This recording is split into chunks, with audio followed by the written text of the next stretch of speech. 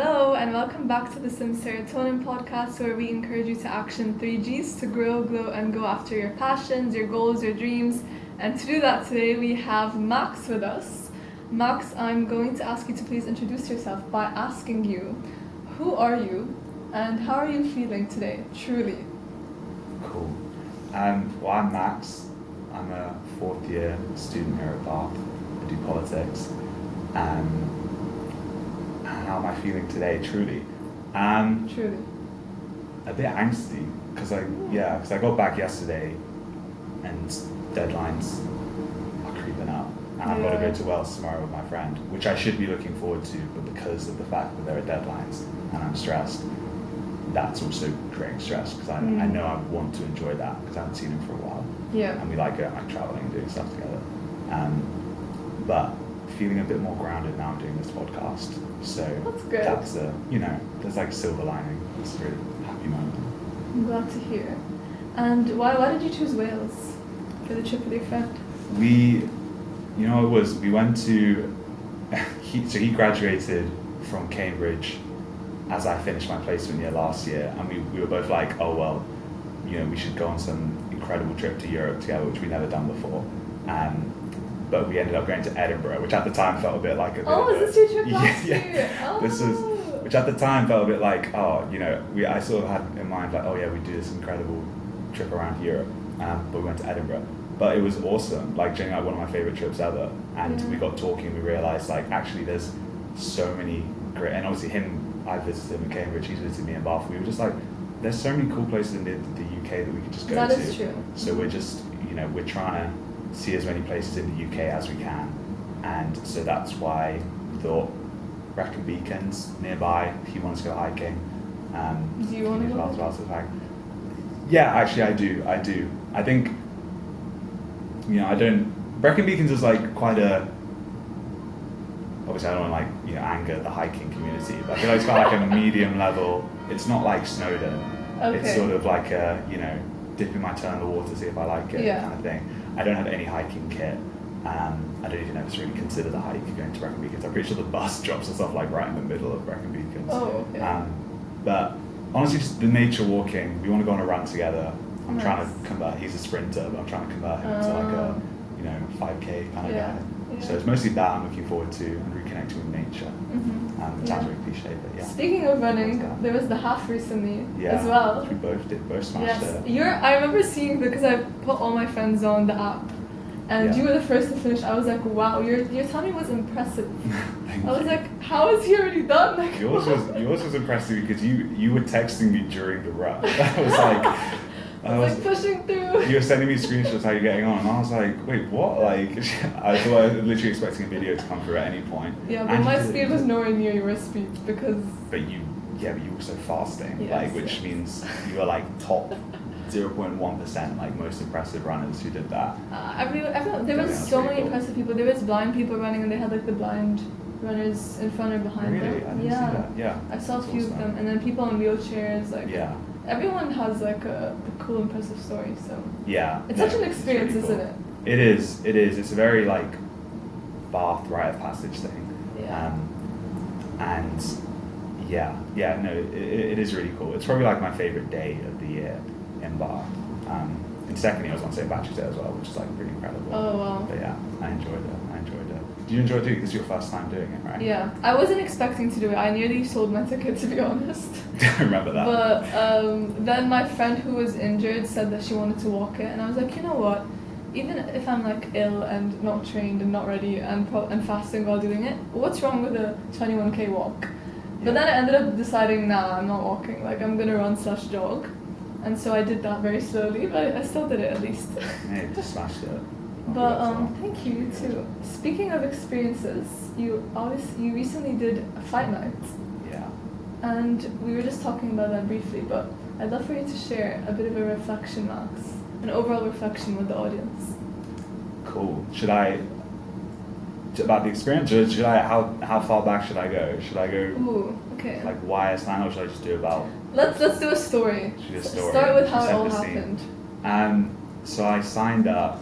There's like a fun, quick reason why I signed up, and then there's like a an actual reason why I signed up. The fun, quick reason is like, I think the reason why most people sign up is that like, I'm a final year, I'm never going to get the opportunity to do this again. Yeah. My flatmate is a boxer, he signed up, he was really looking forward to it, and I wanted to learn a combat sport this year, which is something I've never done. So I was just like, yeah, let's sign up. I had, obviously, well, maybe I don't know if I should say this, I didn't really have any intention of doing the fight when I first signed up. I don't know if I told you this either. Really? Yeah, I was just, I got told that a lot of people drop out, so I didn't feel as bad about just signing up, doing the training, see how I felt about it, knowing that I had that option to fall back on, because all those reasons did, you know, push me to sign up, but I think the real reason was just the fact that, I don't know how much I've told you about this either, I think we've spoken about it before, just like the idea of doing fight night is just so like scary to me, like having to be, I don't know, just like to be doing something in front of 800 people, something I know I'm not good at, just like risking like ridicule and embarrassment, that just like terrifies me. Like I'm very like socially angsty person, and so that was just like no. Like anytime I got asked quite a lot in first and second year, I don't know why, if I would ever do fight night, and I was just always like no, absolutely not, no, I cannot think of anything worse. But that was enough of a reason to make me sign up really weirdly, because this year I've been like trying to do more stuff which I wouldn't necessarily have done before, like pushing yourself out of your comfort zone, I guess is like the easy way of putting it. And yeah, I just thought, well, the reasons that I don't want to sign up, I don't think anyone should feel like they shouldn't be able to, or that they can't do something because they're, you know, scared of how they might be perceived or judged.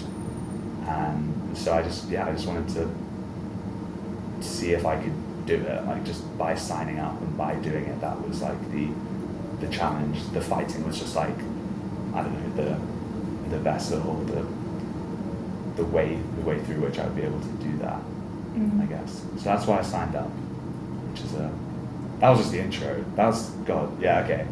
So that was why we did it. Now I've done it. Reflections. It's quite funny, all the fighters said this, like the first 2 days after the fight, literally none of us felt any way about it. The winners did not care that they won, the losers did not care that they lost.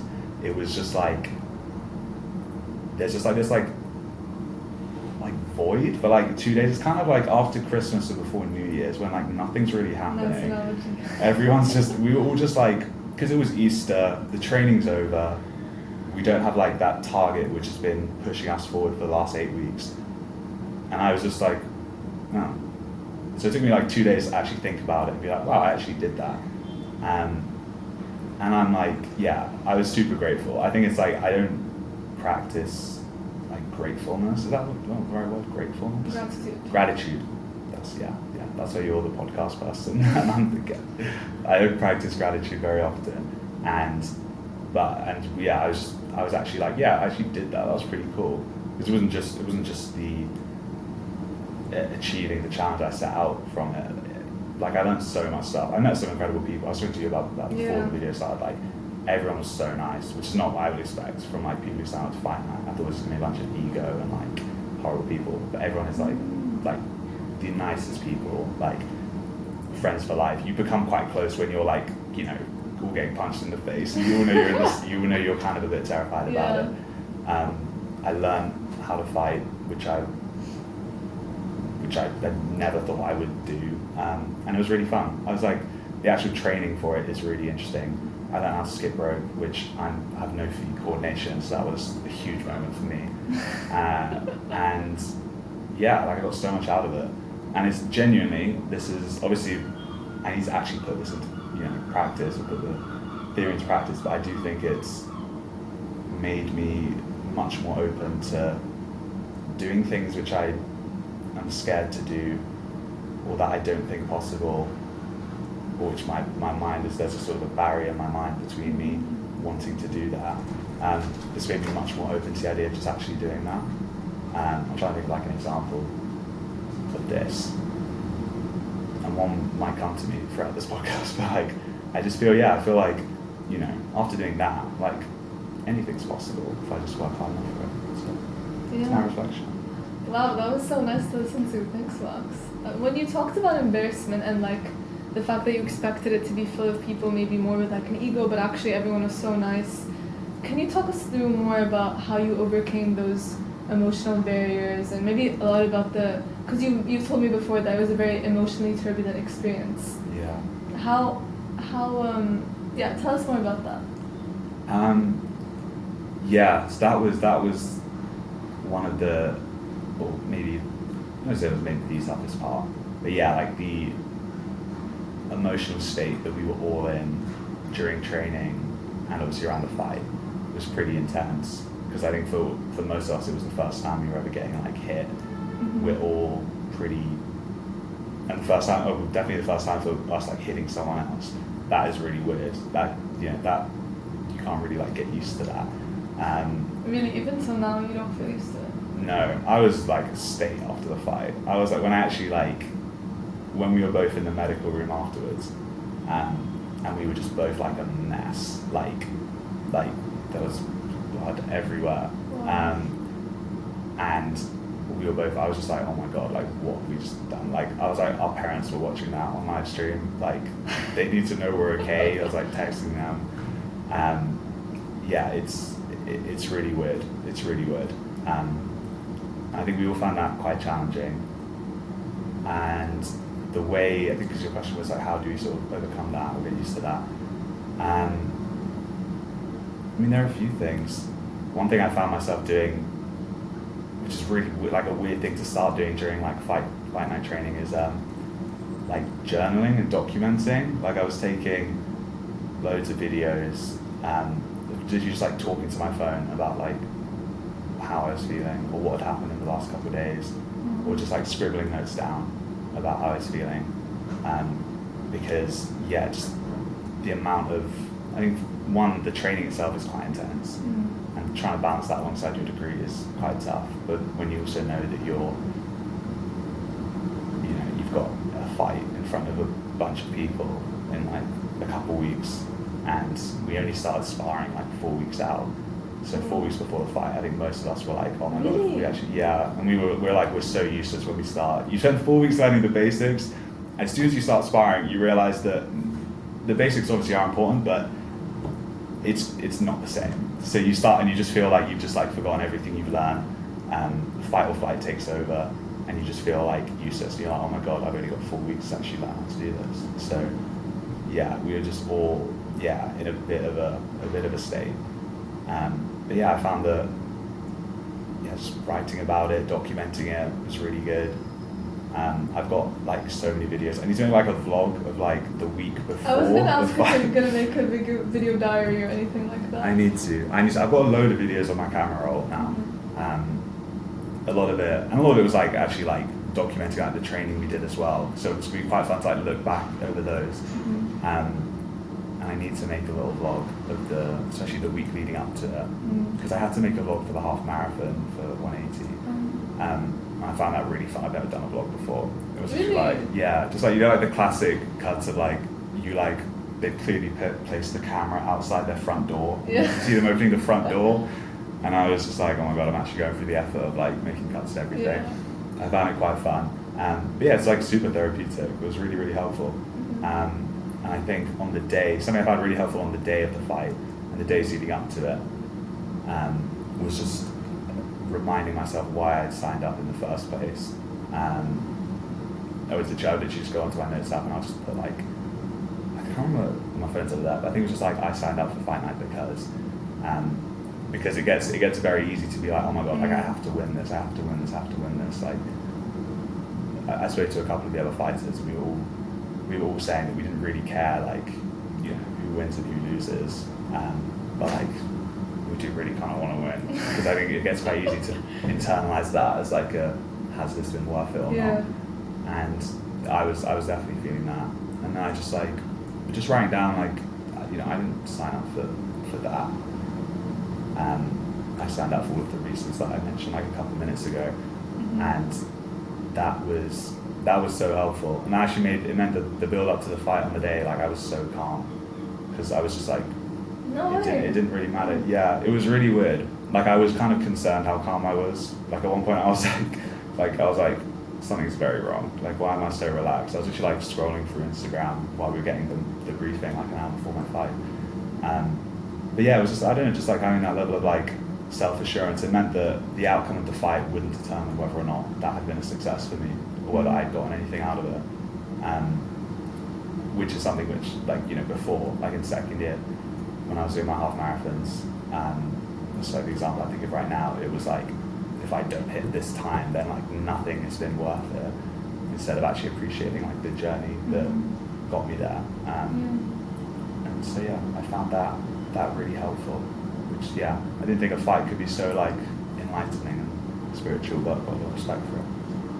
Wow, I really like that perspective. The fight was enlightening and spiritual. That's very nice. And with the like the whole experience, obviously it's very challenging and it requires a lot of perseverance and grit. I imagine there might have been times, well, correct me if not, but I imagine there might have been times that you felt like quitting. Yeah. And if so, if you're comfortable sharing, what were those times? Why did they arise? Like, why did you feel like quitting? And how did you get yourself to push past those doubts and continue with the journey? Yeah.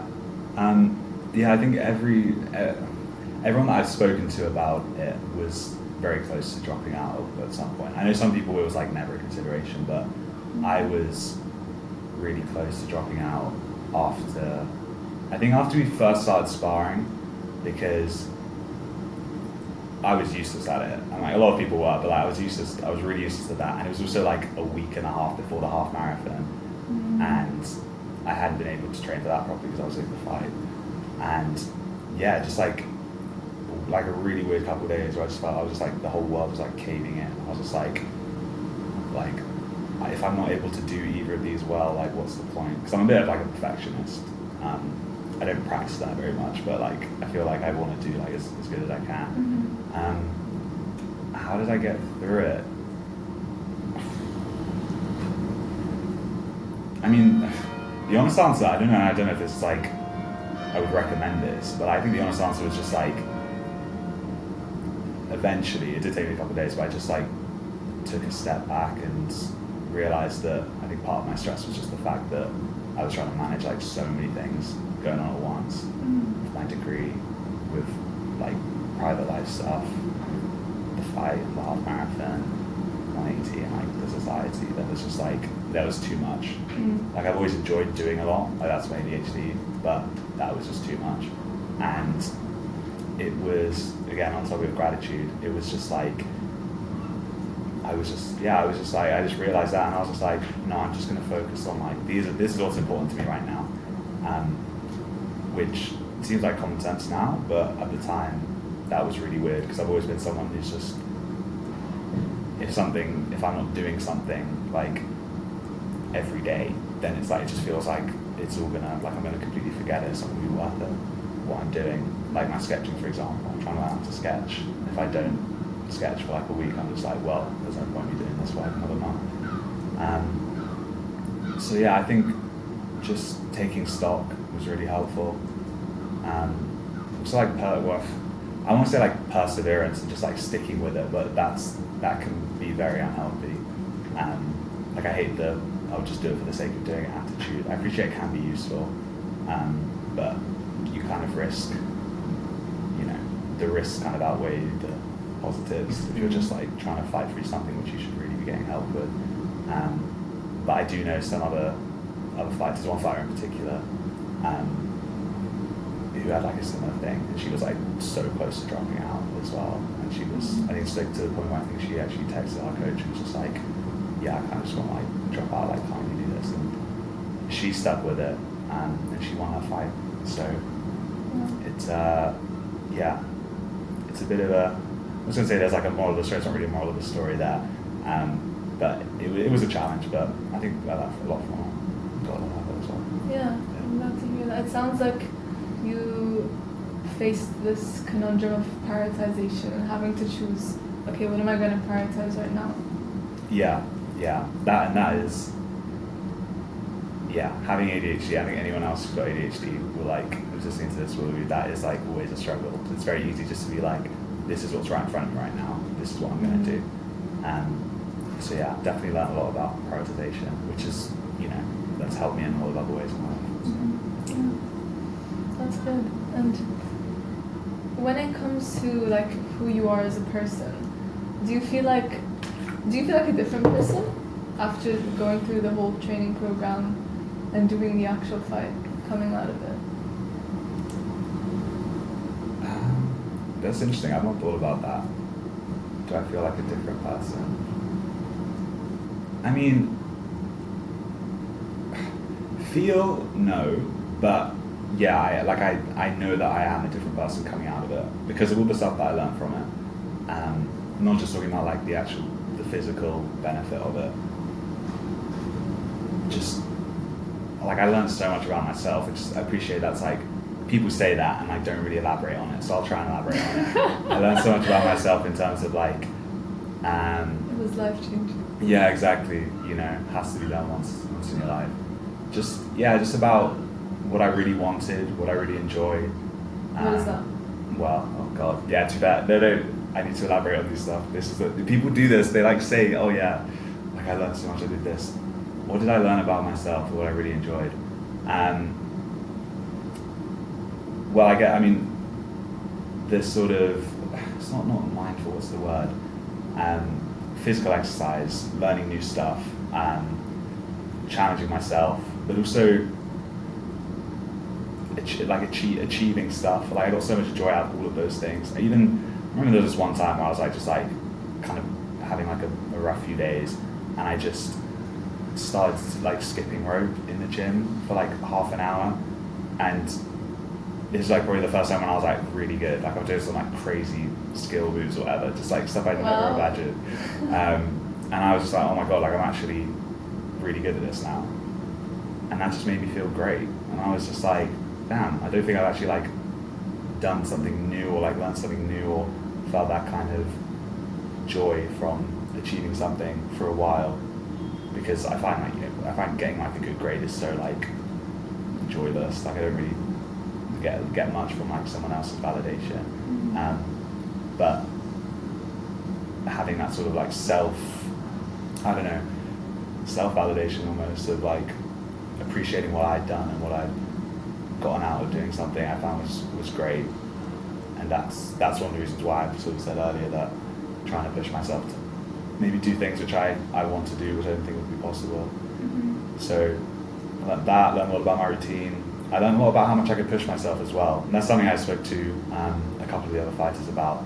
Like we were working out like 6, maybe 7 days a week, sometimes like twice a day, but also doing all of our uni work and like still having a social life and still like getting a lot out of it and joy from it.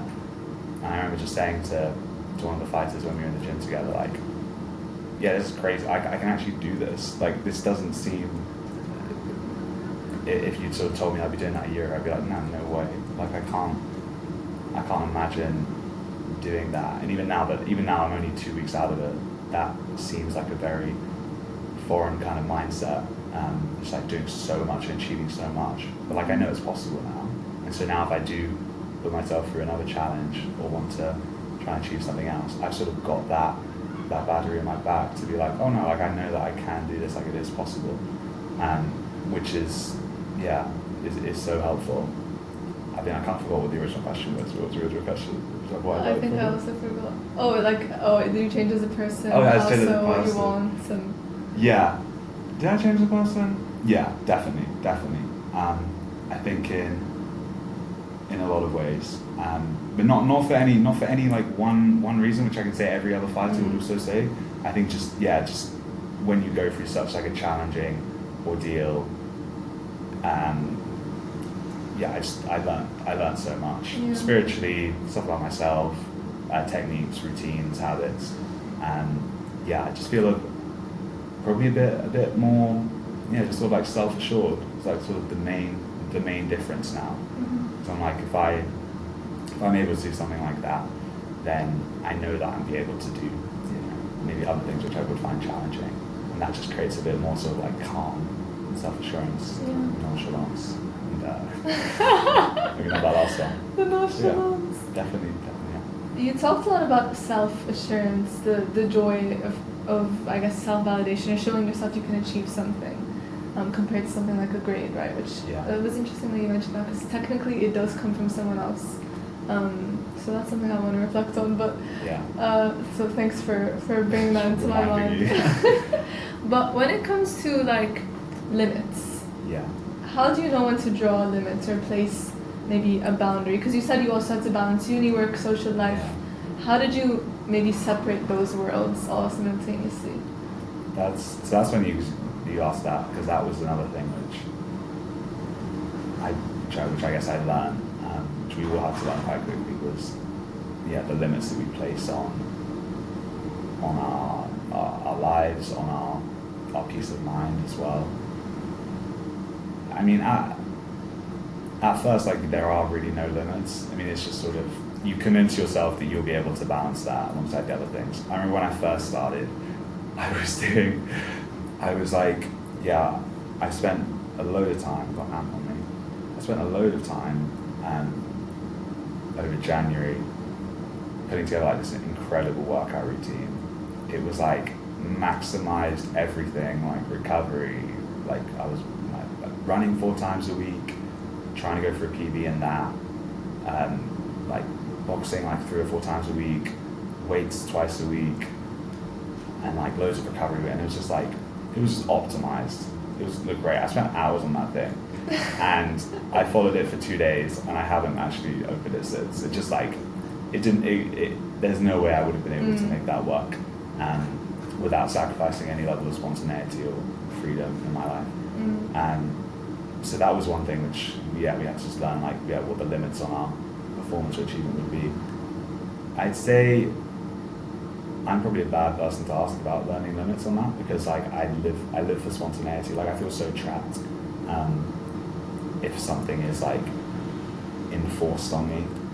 Even it manifests itself in such a weird way. Even like, you know, that classic thing of like, you were gonna go and like wash up some dishes, but then someone in your family is like, go wash up dishes, and you're like, well, no, I don't want to. It's like that. It's like I have to constantly remind myself, like, no, I do enjoy this. Like, it's not like a chore that I have to do this. Like, I can actually, enjoy what I'm doing here. Yeah. And so I probably wasn't great at setting limits in what I did, just in the sense that I would just show up to everything. Like I've always been like not a yes man, like agree with people, just like I love saying yes to spontaneous stuff. That's fun here. Like, well, obviously stuff like this is great, but there would be times when I would just, I would overcommit, and I'd be doing like 5 unique meetings or like events in one day, but still I still convince myself I have time to uni work and have time to rest as well. So I at least learned that I do need to have limits in my life, and actually from placing limits, again, having ADHD, I get absorbed in stuff really quickly, which I look back and I'm like, oh, actually, why did I spend hours doing that? Like, there was no need for me to do that. It has taught me, that I can very easily get absorbed into stuff, and it's something I should watch out for. Maybe in a year's time, I'll have like, maybe next, if I do another fight night, that'll be the thing. I'll be like, limits. I'll be like, I need to make sure I do this. And that's my advice for people who are going to sign up in the future, is that, just protecting your time, protecting your mind as well, giving yourself peace of mind is really important. That's a nice thing. And speaking of what you would say to yourself, or anyone who would wanted to sign up, what's something you wish you would have known? I was talking to someone about this the other day. What did I say? What do I wish I would have known? I mean, it's not like a wish I would have known, but I definitely didn't appreciate how challenging boxing is as a sport. Really? Why not? Well, what did you think? No, like this is I don't know if this is a guy thing. Did you see it was so funny, on the day after the fight, there was this thing was going viral on social media of this study which had come out, which said that men overestimate their fighting ability by 400%. 400? It's like this thing of like, how like, 10% of people think that they could land a plane, or like could be a tiger, or like how many the percentage of men think they could beat Serena Williams in tennis. You know, so I just think it's like, I don't know if this is a guy thing, but I feel like I'm quite, you know, I'm not like that. I don't sort of watch boxing. I'm like, oh yeah, I could do that. But I didn't think it was that hard. I was just like, it's two guys punching each other. Like, come on, it's not that hard. It's just for entertainment. And that was probably because the only fights you're ever really exposed to when you're not into boxing is like the big heavyweight fights where there's just zero technique. They're just swinging at each other.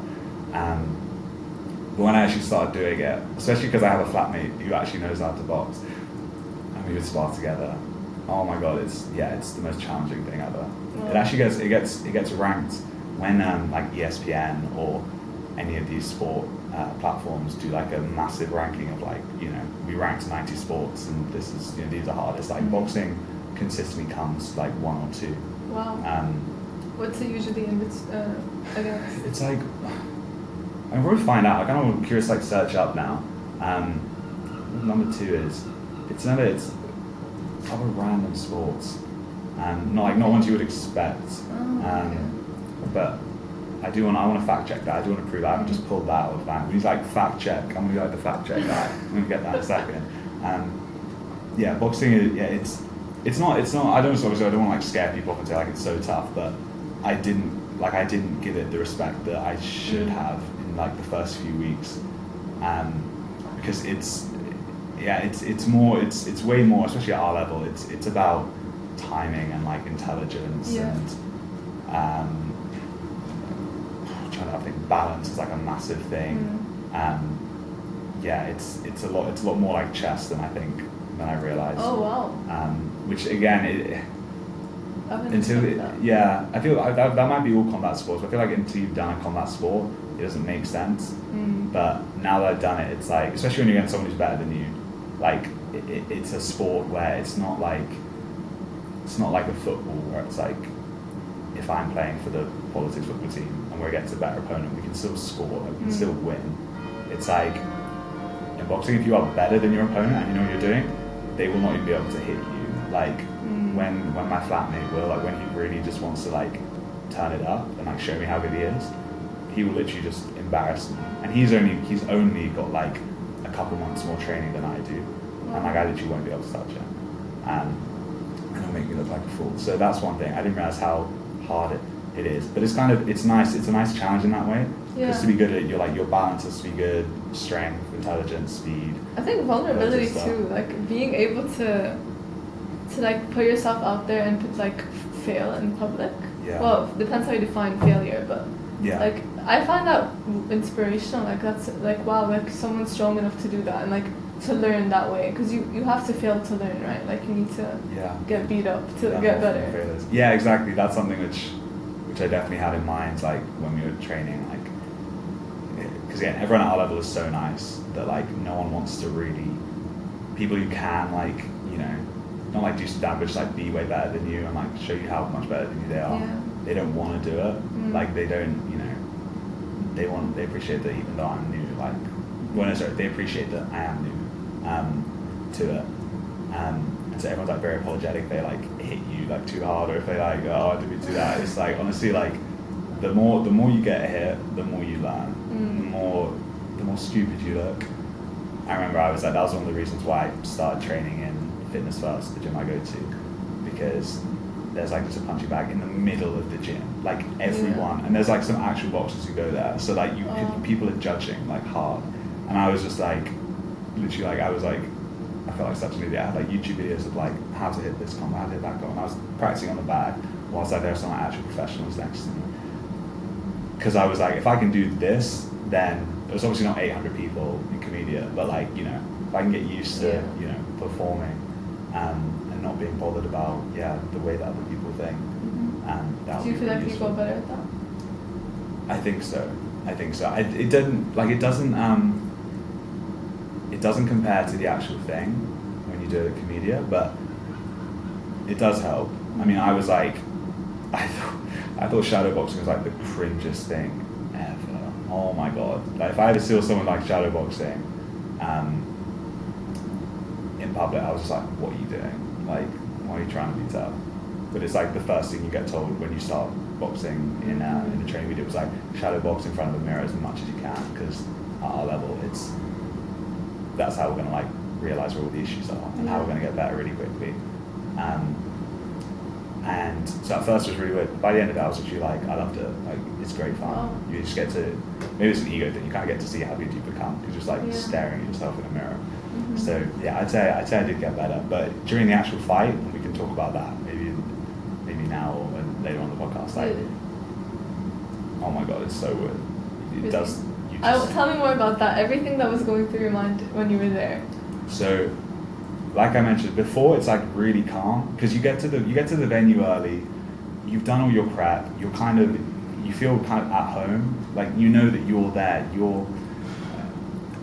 This makes me sound egotistical, but I think the reason why a lot of us felt so calm before the fight was like we knew that like we were the event, like we were probably some of the only people who were like meant to be there. Not that anyone's meant to be there, but we got to the venue early and we got to like stand in the ring and just get used to it, because we'd never been in a ring before. Wow. And you get to go on it before. I didn't know. Yeah, I can show you a video. We go in like an hour early before there's anyone in there, just a bunch of chairs, maybe like the guys doing like the sound checks, and we're just trying on the headgear, just like seeing what it's like to be in a ring. And yeah, it just felt right. Like it just, I think because of the amount of training we put in, because we knew it had been coming. It just felt. I was like, not like, like finally, but I was just like, I was like, yeah, like this makes sense. Okay. So that's good. That helped with like the nerves, I think.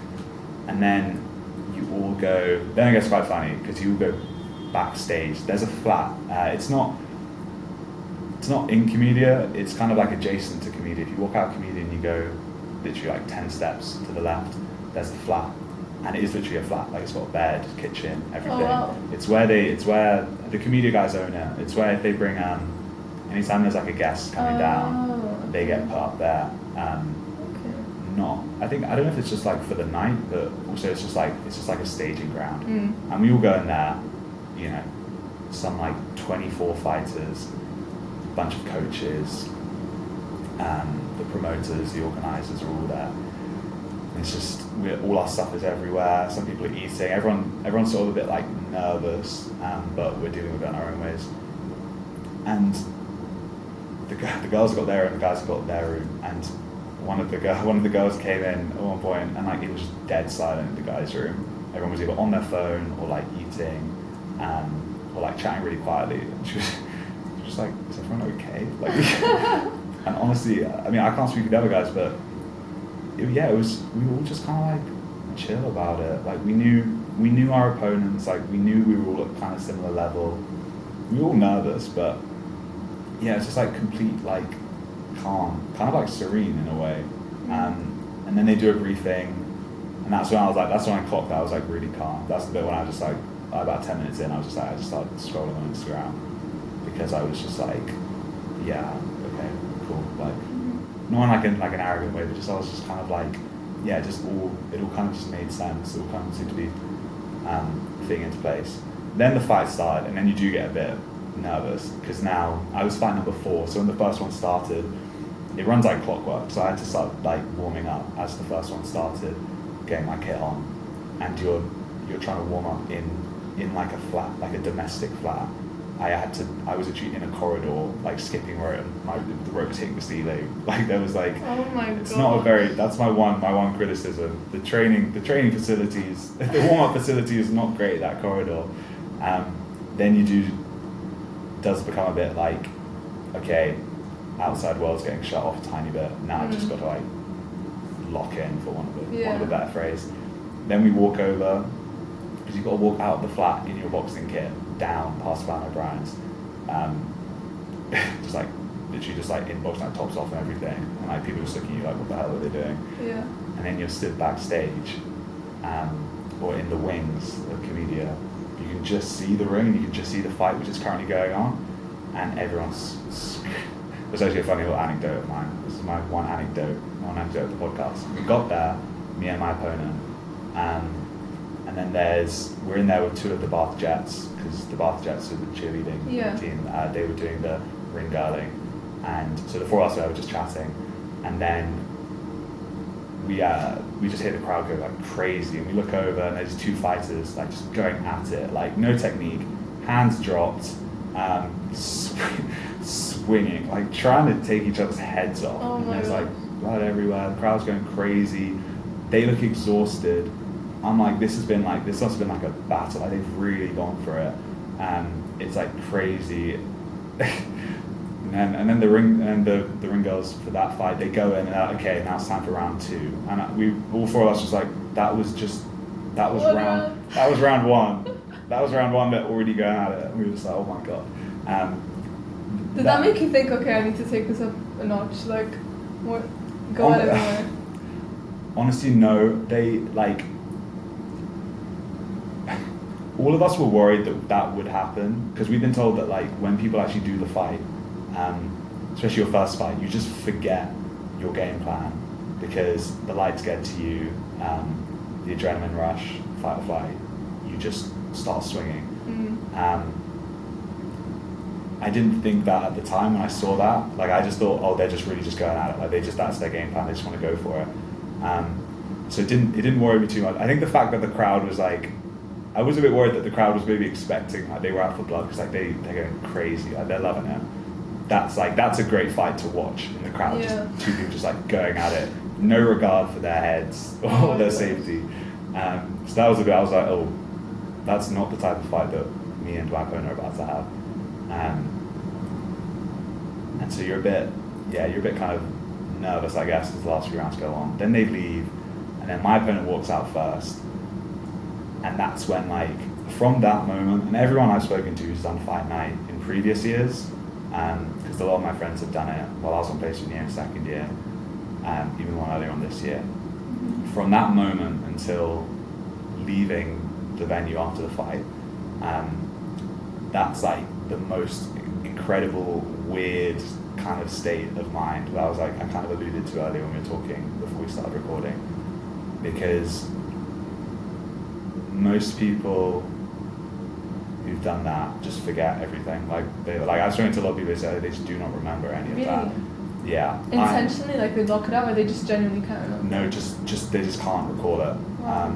I can recall bits of it. It's not like a whole uninterrupted thing. Watching the video back, because it was live streams, watching the video back has helped me put stuff together. But if I didn't have that, or videos from my friends of what happened, yeah, I wouldn't. I remember when I first started watching the videos of like, they started like filtering through to me in the evening and the day after of my friends, and I was just like, I don't remember like any of these specific moments happening. Why do you think that happens? So, as soon as like from the moment that you walk out, like nothing else matters. This isn't a conscious choice that people do. I think this is what happens like when you're like, oh my god, there are 800 people like looking at me right now, and I'm about to have a fight. You just get this crazy adrenaline rush. It's not like an adrenaline rush, which is sort of like now I just like want to let out all the energy. It's just like your body just like, it's something really like primal, like animalistic thing. Like your body just like kicks into gear. Wow. And as soon as you walk out, it's the only thought in my head the last like actual conscious thought that I had before it started was seeing one of my friends. They do like these VIP tables up on the stage. Okay.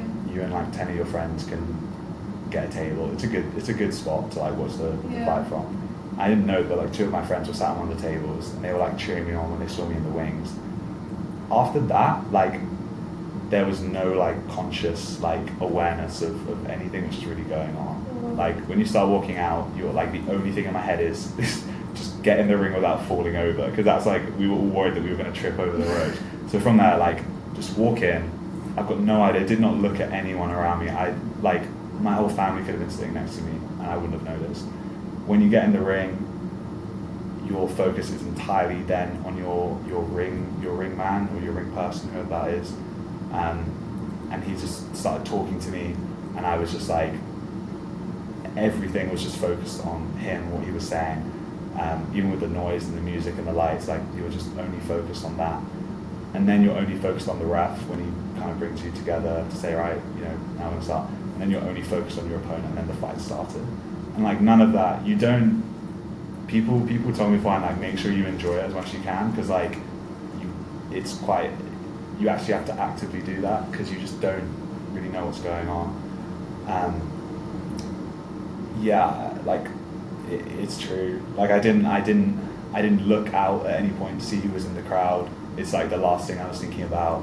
I had, like, you don't care about, it's quite freeing in a way, because like you don't care about, like, you're not worried about anything. You're not worried about like, oh, what if I do this, what if I do that. You're a bit kind of, you know, like not nervous, but you're kind of a bit, I don't know what the right word is. I've been trying to think about this. I guess you're aware of your opponent, the fact that they're about to come and start, like, you know, trying to beat you up. So you're a bit like conscious of that. But yeah, nothing else matters. Like genuinely nothing else matters. And it's not a conscious decision to do that. Your head just is like, oh, you're in a fight. Like we're just going to take over now and just like look after you for a bit. And there's a bright light coming down on you, and you can't really see and you can't hear because you've got your headgear on. And yeah, then you do it, and it's so weird. So weird. It's such a horrible experience. It's a horrible feeling at first. The first time you really get hit hard, which is like 5 seconds in, I spoke to him about this afterwards, we both hit each other really hard. Just in like our guards were out, because at the beginning of the fight, we were like, our technique was great. I think we had the second best fight quality wise. Wow. I'm just putting that out there. I don't know how many people agree with me on that, but we can debate that. We both hit each other, like he hit me and I hit him back. Oh no, other way around. I hit him, he hit me back. He just hit me in like the arm. But it was, at that moment in time, it was the hardest I'd ever been hit in my life. And I was just like, you don't even get time to like think of that. You're just like, oh my god, that was really hard. He's actually coming for me. And then you just can't like, you can't even like appreciate that. Not to say that I would want to be like, oh yeah, that's really interesting, but I just mean you can't even be like, oh my god, like this is really happening. You're just like, oh, that just happened. Now I just gotta try and hit him. And yeah, it's just a blur. Like he got a nosebleed, I think like second round, and you go from like not realize like everything being absolutely fine, like there being no blood on anyone at all, to like it just feels like you just blink and all of a sudden it's like everywhere, like all on you, all on him. But even then, like I've never made, so that was the first time I'd ever made someone bleed. But even that I didn't realize until literally this morning when I was thinking about this interview, podcast. But that doesn't even come up during the fight. You don't think to yourself like, oh my god, like what have I done? Or like, I hope he's okay. You just can't stop. Like you can't think about that because he just will try and hit me. And so your body's just like, no, we're just focused on this. You're so focused on that, you forget how to breathe. That's another thing that fighters do. They just forget how to breathe. That's why like, it's like we were taught, like people make sounds after they punch, like they go like, and that's helping them breathe, because like they're pushing air out, so they don't even, it's just like a default, the air like comes back into their lungs, and that makes them breathe. But with the noise and the adrenaline, like all of the fighters, I wager, completely forgot to breathe. So 2 minute rounds, bearing in mind, not 3 minute rounds like they usually do.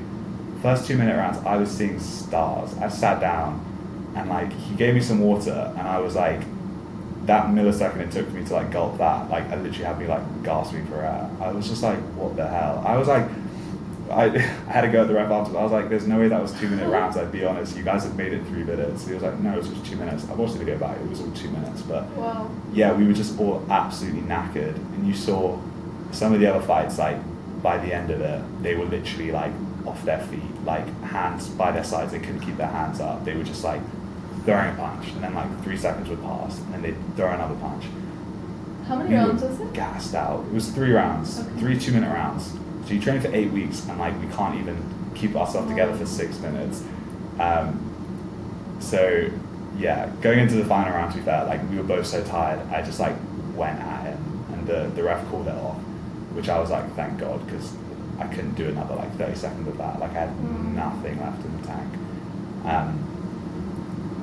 And then you finish, and then it's just a bit weird because you're just kind of standing there, and it's like the medic's checking out my opponent, like my corner man's just like taking my stuff off, and like I'm just like, oh, now what?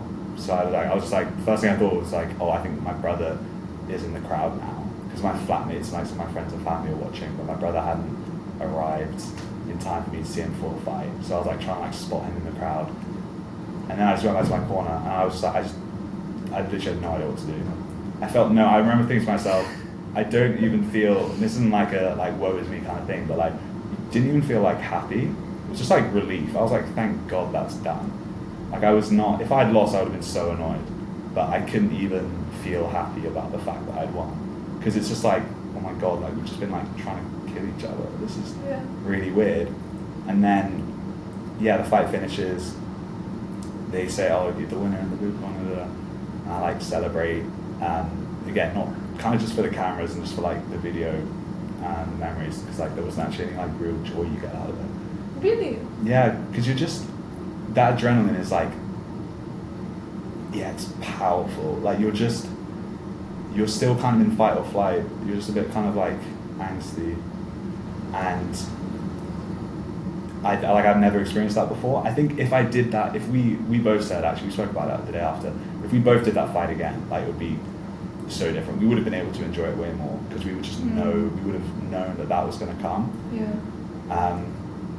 And I want to say like every fight I had that feeling as well, which is like just like a really, really strange feeling. And the come down is, I mean, we got to the medical room, because you have to do a medical straight after just to check if you're okay. And again, like we're both exhausted, a mess, blood everywhere, and I just like started hyperventilating. It was like the weirdest thing, because I'm just like, oh my God, that we just actually like we were looking at each other. I was like, what did we just? We just saw like that guy across from me was literally trying to like destroy me. Did you at any point feel like did you get mad at him during? No, kind of. There was. Like, hey, why'd you do that? Like, kind of. It's not. The thing is, it's very easy to get hit like 3 times in a row, and then be like, then you do get a bit like, not angry at him, but just annoyed at yourself, because you're like, in my head it was going to be like, I just have to hit him more times than he hits me, and I'll win on points, and that'll be it. But then like there are passages where like one of us would like get a couple good shots off in a row, and it's really easy, I think, to just be like, oh man, I'm just gonna swing at him just to get back for those 3 shots. But I luckily didn't. I think, but I do remember thinking to myself at one point, like maybe in the first round when he first did it, and I first was like, oh, I just want to like hit him back really hard. I was like, no, we're not doing that. That's gonna like devolve very quickly. Honestly. But did you not have to? Is that not the point? It is and it isn't. Like, the issue is that if I now go for like some massive punch, I'll tell, like, it will be really telegraphed and it'll be really sloppy. Like, at our level, we're so slow, and like if I did go for that, he would just be able to either move out of the way, and now I'm really off balance, or he can just counter punch me. Because that's another thing. He's a really good counter puncher. So I just knew that any time I threw something at him, he was gonna throw something back at me. So you kind of just have to like take it in your stride, be like, okay, sure, he got some shots off of me, but that's fine. Like, so you don't take it personal. It's just you're just angry because like you're a bit annoyed at yourself. Plus, it's like everyone's watching, and I'm like, there was my favorite moment of the fight, and they got this on camera really clearly. This is the level of support we all have for each other. Like, we all really love each other. It's like 30 seconds in, and I go for my first hook of the fight, which is where you just like swing your body around, go like that. I telegraph it so like he can see it, and he literally just like ducks and comes straight back up. And it was like the cleanest thing. It looked so good on the cameras, and I knew it would look good on the cameras. And so you can just see, and because we would do this in training, anytime someone did like a duck or a roll, we would be like, oh, that was really cool. And you can just see me like go for that, and I just point at him for a second, and I literally say to him, that was sick, okay. And then just like, but then you just have to like, again, lock back in. Yeah. Because one, I don't want people to think I'm like showboating. Two, like, I need to remember this guy's like really going for me. But like, that's the level of support and appreciation we will have for each other. There's a guy, I'll show you the video afterwards. Like, it's literally, I was like, yeah, even when he made me look like a fool, I mean, it was like, I was like, that was it, like, that was cool. So yeah, I'd say it was, support, good vibes. So there were a few conscious things going on in your mind, or only upon recollection you remember? Yes and no. Like, I think that was sort of like I don't want to say instinct, Okay. in the sense that it wasn't like, yeah, I don't know. There was no thought process behind it. It was because I'd done it in training. Like, anytime someone did something cool in training, like we would always be like, oh, like that was it, because it's probably the first time we've ever done it in our lives. So it was just like, yeah, just an instinct thing. But yeah, like there were a couple. Yeah, I guess yeah, it's not like a conscious is maybe the wrong word, because you are right. It's not like I'm just like a complete robot when I get out there. Like, I did do stuff, and like his friends from home were literally sitting right next to my corner screaming abuse at me like the whole fight. Oh my gosh. And like, but like I didn't really realize I could just hear people like shouting at me. And so there's stuff like, so I was just like in between rounds, I was just like doing that to them, just like pretending I couldn't hear them.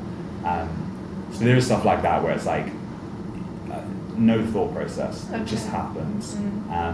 And looking back, you're kind of like, yeah, why did I do that? Like, I probably should have focused on the fight.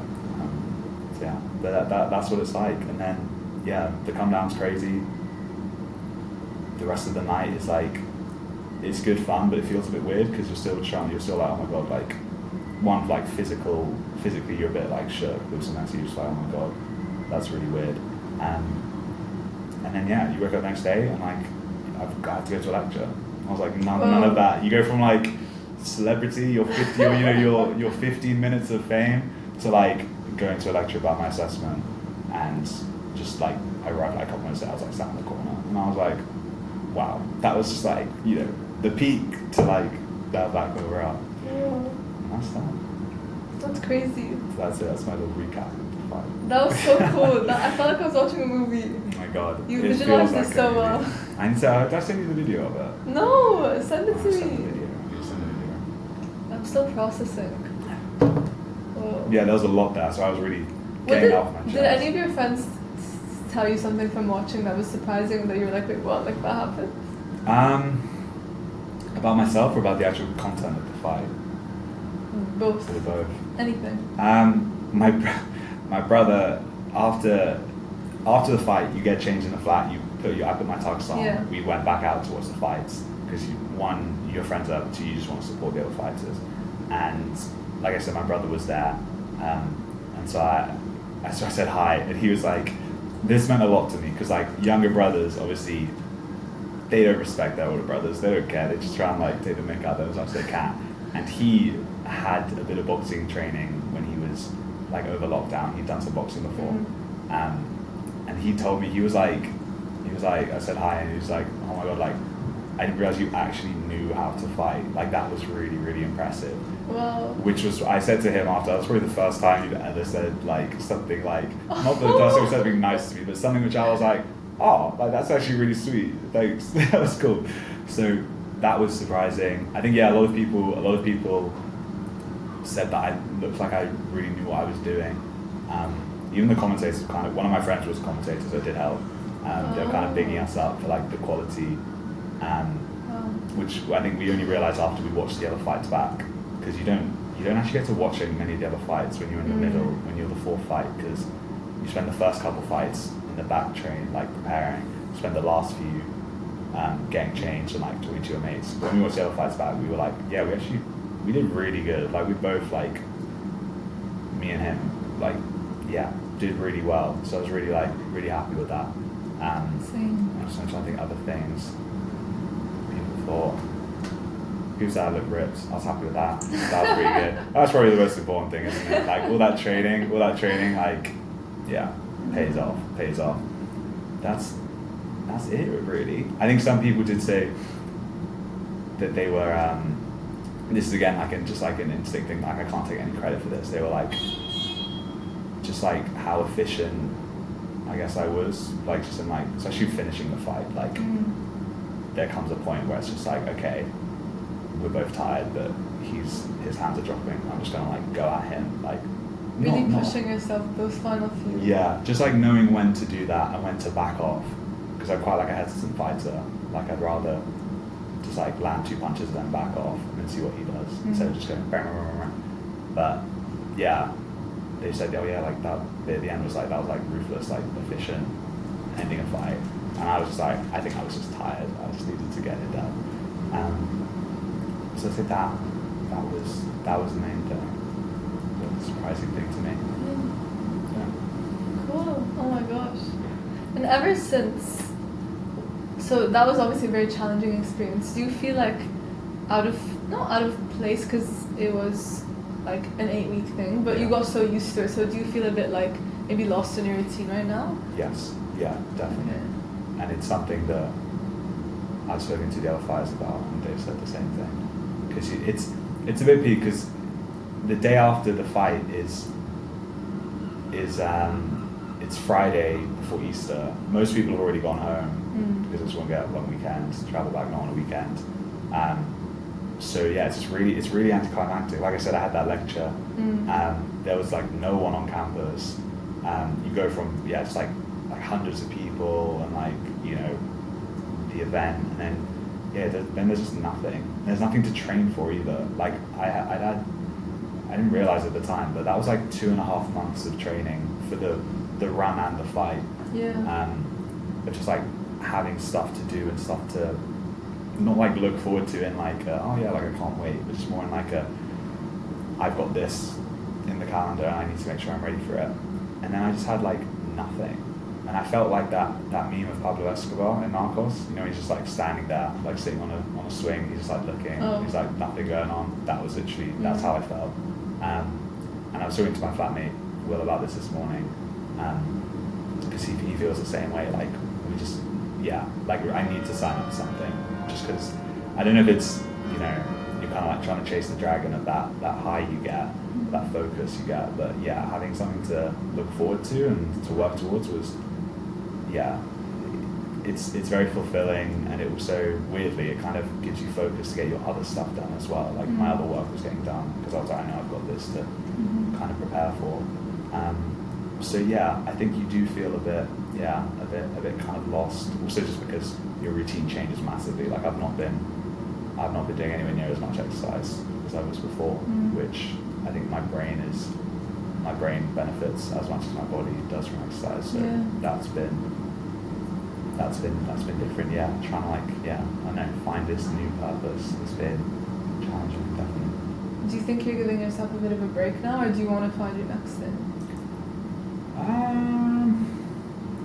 That's a good question. I think I don't know, if it's a break, it's not sort of like a conscious choice. I do remember things to myself the day after, just being like, just chill out, like I don't need to sign up something right now. But at the same time, like I do operate at my best when there is like something to work towards. I think like Matthew McConaughey's got like a great quote about that, like always having like 3 things in his life, and like one of the most important things, one of those 3 things is like having something to look towards. And I definitely feel the same way about that.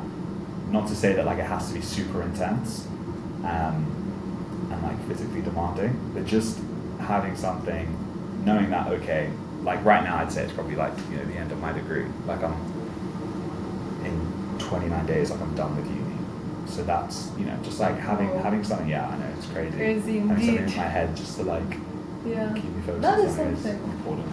Yeah. So, yeah. But it can still be, I guess, because you asked if it is like a break, it can still be like, you know, relaxing and restful. But just knowing that I have that, I think is quite helpful for me, keeps me grounded. That's my take. Okay, so this is maybe something that's challenging you right now, right? Like navigating this like change of routine and the fact that there is something to look forward to, like with uni ending, but it's not maybe exercise related, and it doesn't have to be, but it's obviously very different to what you've been doing for the past few months or weeks. So what specifically about it would you say, and I'm leading to something here, Yeah. but what specifically about it would you say you find the hardest? If you could pinpoint it down to like one thing. About having something to look forward to or not having something to look forward to? Up to you. Oh, okay. The hardest thing about not having something to look forward to, this is a very personal thing to me. Like whether it's because of my ADHD or just like my outlook on life, like I live in the moment, but like kind of to the extreme, to the point where it can feel like I can feel very out of place without having something to look towards. So like summer holidays, like I've always been like, I have no idea what to do with myself, because it's just like instead of thinking, oh, having the perspective of being like, yeah, okay, I've got a couple months now to like do some cool stuff, it's like today is going to be the same as tomorrow, which is why having routine, having stuff to look forward to kind of unlocks the best in me. So that's the most challenging thing of not having anything to do, is that when I'm doing nothing, or when I'm working towards nothing, like nothing gets done. Like I never see it as like, oh, now I've got the opportunity to catch up on this or do that or do this. I'm very much a 0 or 100 person. That is ADHD, but that specific mindset of like just living in the moment but to the extreme is something which not all people with ADHD have. I was going to talk to people about that. That is why that is a challenge for me. Okay. And how do you, like when you're thinking about, like let's say you're doing something and you want to think about the next thing coming up, do you just like ask yourself, like how does that thought process work? So it's interesting you said that, because my first like thing of like, oh, what should I sign up for? I was literally just having a conversation with someone in the pub like a couple of days after the fight, and they mentioned that the Bristol Half Marathon was coming up, and I was like, oh, easy, running, I'm trying to get back into running, that can be my thing. But then I was kind of like, I do need to think about this, right? Like the benefits I got from doing the fight, the training for the fight, it's very specific to that scenario that I was in, and if I just, I'm not saying I won't do running again, but if I just constantly go back to what I'm comfortable with and what I know that I can do, then this is actually making me realize something now. That's not going to be of any use. That's one of the reasons why I like doing the fight, was because it was all brand new, and I was literally learning something new every session, and you get like a bit better every day. So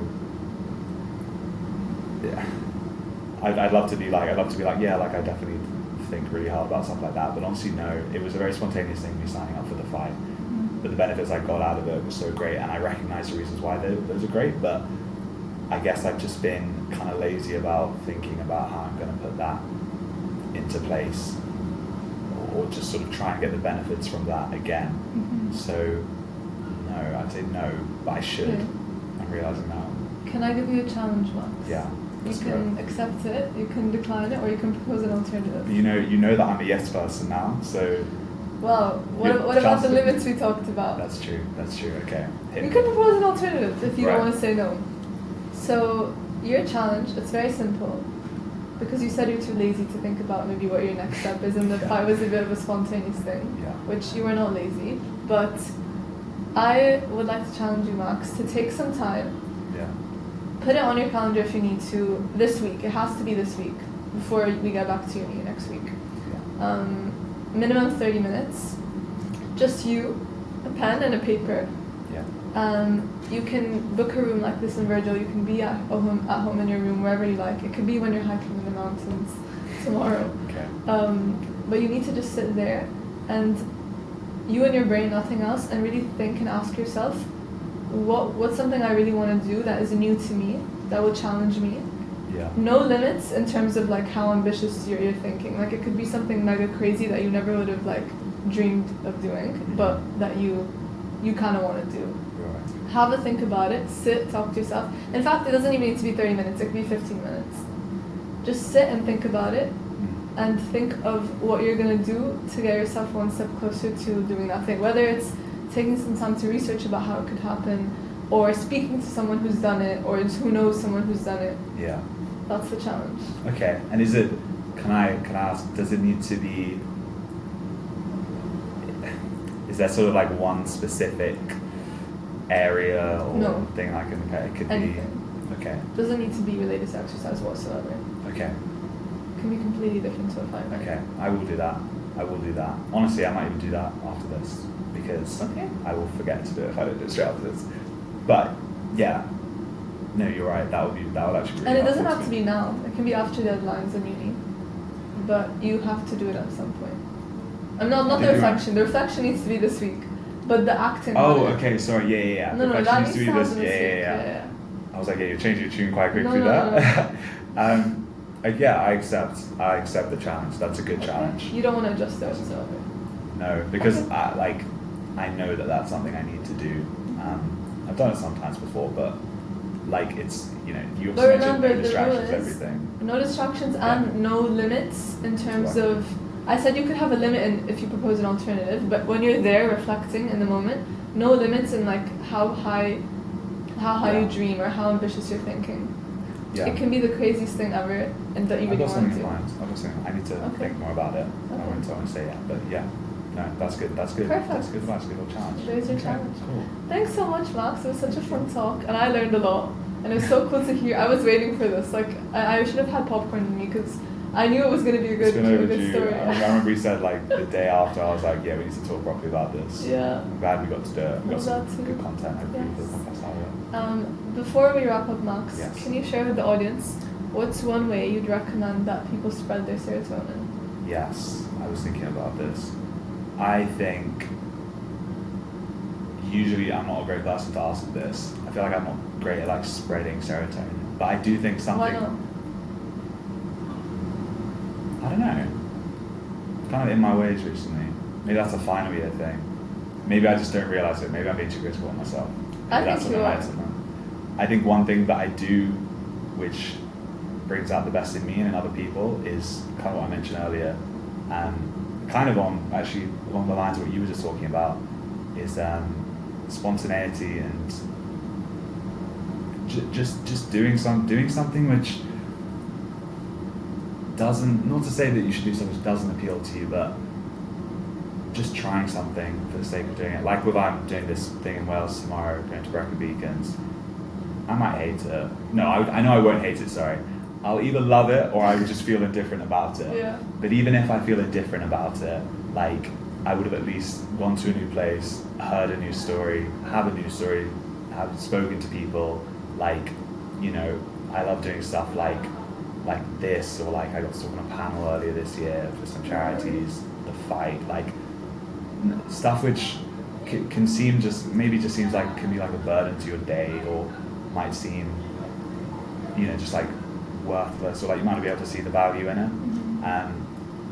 I challenge other people as much as I challenge myself, because I'm really bad at this as well. This is like my thing of like, now if I tell people this, I've got to do it myself, otherwise I look like a hypocrite.